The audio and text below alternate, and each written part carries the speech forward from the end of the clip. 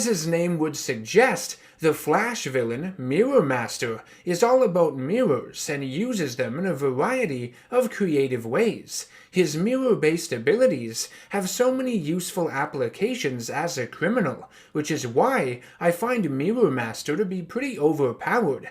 I think a lot of fans underestimate him though, toss him aside, and consider him to be another run-of-the-mill gimmick villain within Flash's rogues gallery, and I wouldn't blame you for thinking that. Flash has a lot of them, ones that don't have superpowers and are gadget-based primarily. So many, in fact, that an entire ensemble of them was created called the Rogues, just so they could stand a fighting chance against him. There have been two different Mirror Masters in DC Comics. The first is a convict named Sam Scudder, who debuted in The Flash number 105 from March of 1959. When we are first introduced to him, he is seen speaking with a bank teller in Central City, and while the teller is distracted, exchanging one of Scudder's larger bills for singles, Scudder captures the man's likeness in a small mirror he has on him, returning home to his base of operations to develop it. Scudder had worked in a mirror factory while he was in prison, and discovered that mirrors could hold their image after being infused with a particular chemical. He would use his special mirrors to create a duplicate of the bank teller that he could control, and send him to rob the same bank the real one worked at. From there, the mirror technology at Mirror Master's disposal would expand his abilities quite dramatically, most times getting far-fetched, but hey, it's comic books. You need to suspend your disbelief. In one story, he would use his mirrors to create a blinding aura around his body to protect himself from the Flash. In another, he had a mirror duplicator, a mirror with Flash's reflection permanently displayed on it. Whatever happened to the mirror, the Flash's reflection would affect the real Flash. Mirror Master would shoot the mirror with a pistol, which temporarily paralyzed the hero, allowing Mirror Master to place him inside of a glass bottle and control the Flash as if he were a genie. Eventually, Mirror Master would straight up turn the Flash into a mirror with a special transforming gun. Flash would avoid a rocket shot at him by Mirror Master by creating small vibrations with his powers to melt his mirror form, but not too strong that they would cause him to shatter. After he is melted down, he instantly turns back into flesh and bone, but the comic does a poor job explaining how.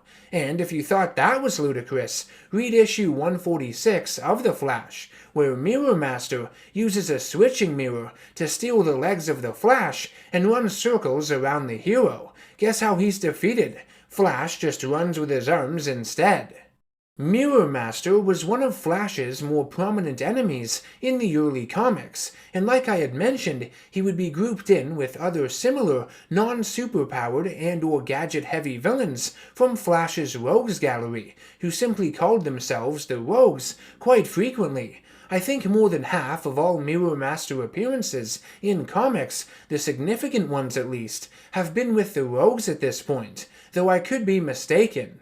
In DC's New 52 continuity, Scudder and the rest of his Rogues teammates would attempt to give themselves superpowers and rewrite their DNA, infusing the abilities of their weapons into their bodies using a genome recoder.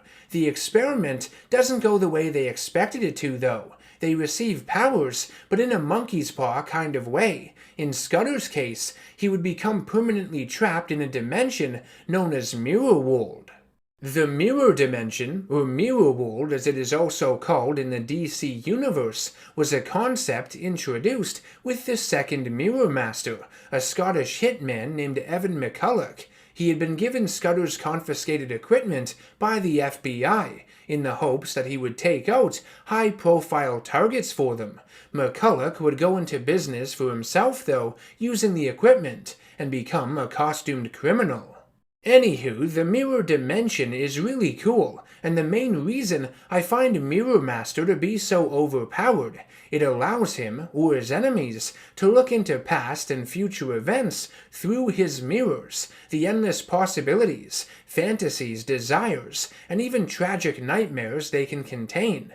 In McCulloch's case, though, the intoxicating nature of the mirror dimension has made him prefer it over the real one that has treated him terribly ever since he was a child.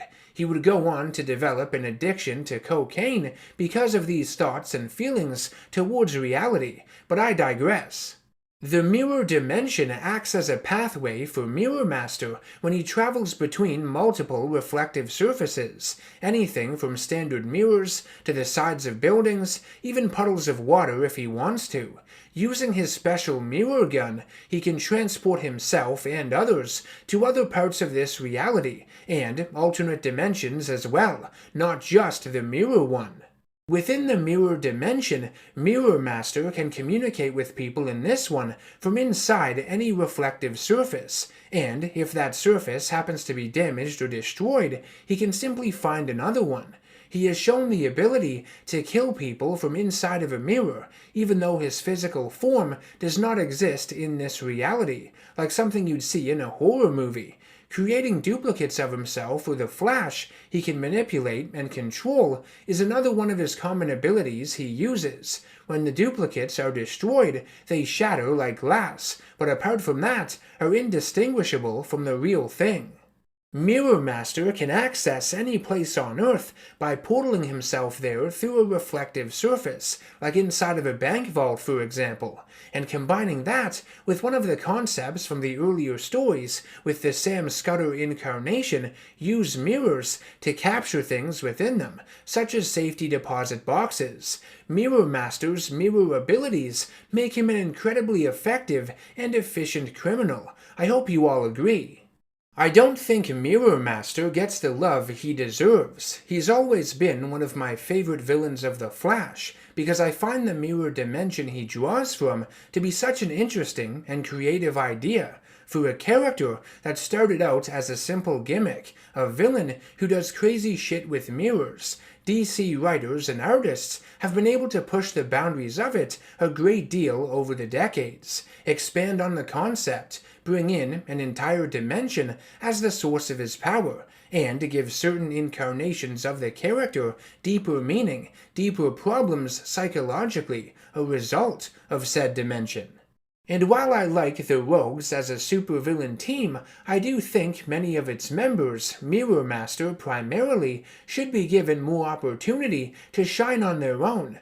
Too often are they just thrown together, especially in recent years. Unlike similar villain groups in comics, like the Sinister Six for example, the Rogues feel less like a special event at this point, and more like a crutch for its members.